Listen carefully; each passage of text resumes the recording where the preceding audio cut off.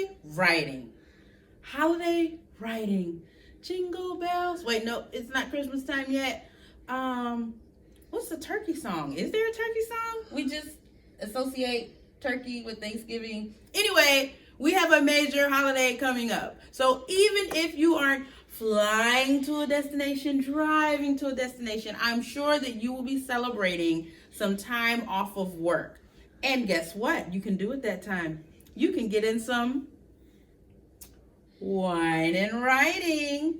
So today's featured wine is going to be Kim Crawford Rosé. As you can see, I have been thoroughly enjoying my bottle. I don't know who Kim Crawford is or what he does. And yes, Kim Crawford is a he. But I do know that his rosé is hidden. So let me give you a few points for your holiday writing. First things first. Use the inspiration around you. There will be all kinds of sights, sounds, smells, things that you come across annually, usually once a year, maybe twice if you count Christmas. But these are the things that you should be taking advantage of because you very rarely get to encounter them. So use the inspiration around you. Who is there? You got somebody putting raisin in your potato salad? Vomit. But we've all seen the memes, right? We have those crazy cousins, the ones who come with their fur jackets on, draped up and dripped out. Then we have the super holy roller auntie who never cuss, never blasphemes, has never sinned in her life. Use these people to inspire you to create and round out your characters. 2, set clear goals. Now, when I'm doing my author coaching, I tell my clients to do 2 types of goal setting.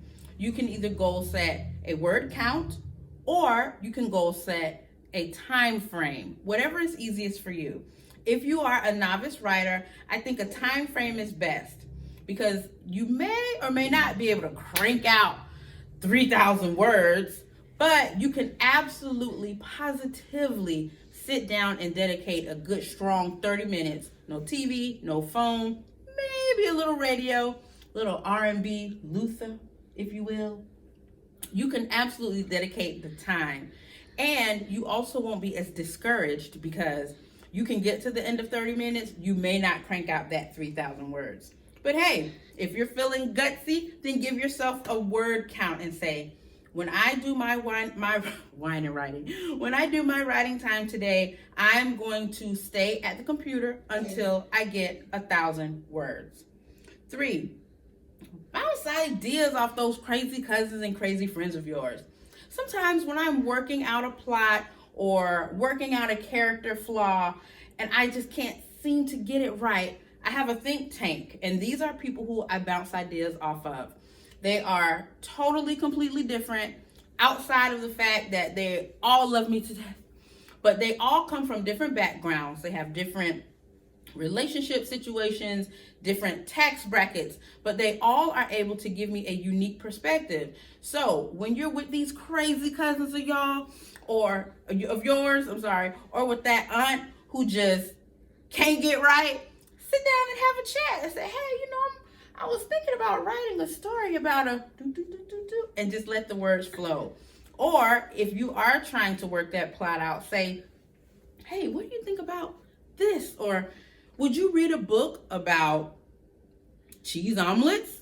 You would? Oh, okay. So if you're thinking about going the motivational route, get some feedback about topics that you'll be able to write to. 4, enlist allies for your writing time.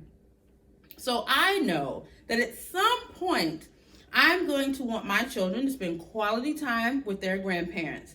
And quality time with the grandparents means quality time for mommy. So I am enlisting allies. Hey, mom, I need to get about a good solid 3 or 4 hours on this computer. Would you mind taking the kids to Sky Zone so they can bounce away on the trampoline until their heart's content? When you have people who are willing to help you reach your goals, you are more successful in reaching those goals. And they don't mind helping you as long as you give them a little shout out in the introduction or your dedication. 5, be observant. So it's kind of like it's kind of like going to the mall, sitting down, looking around, or being in a place like a football game and you look around. You see people from all types of backgrounds, all different demographics, all different tax brackets, dressed up, dressed down, dressed all any kind of way. Be observant of what you see. Let these people develop your characters for you. You will be amazed at the wealth of personality and physical characteristics that will be at your fingertips at these family engagements. You have family who you haven't seen, friends you haven't seen, classmates you probably didn't want to see. Use this to your advantage. Sometimes you can just sit there and be quiet and observe. Sometimes what I do is I'll open up a note on my phone and type just enough so that when I come back to it later, I'll remember the lady standing at the corner with the big yellow glasses and the long curly hair and the bright like red and yellow pants. Just type up a note so that when you come back to it, you'll remember who she is and use her as inspiration. Because remember, art imitates life. And last but not least, be adaptive. Yes, you can plan out your day and say, oh, I'm gonna write this morning before everyone wakes up. I'll get my 60 minutes in, or hey, after dinner, I will sit down in my study with a glass of vino and get out a good 30 minutes. But sometimes things don't go as planned. So if that happens, be adaptive. Don't be overwhelmed. Don't hold yourself to like a very strict, stringent, you have to do this many words, this much time. Be adaptive to the time and place, because after all, this is all about relaxing from work and enjoying friends and family. Happy writing!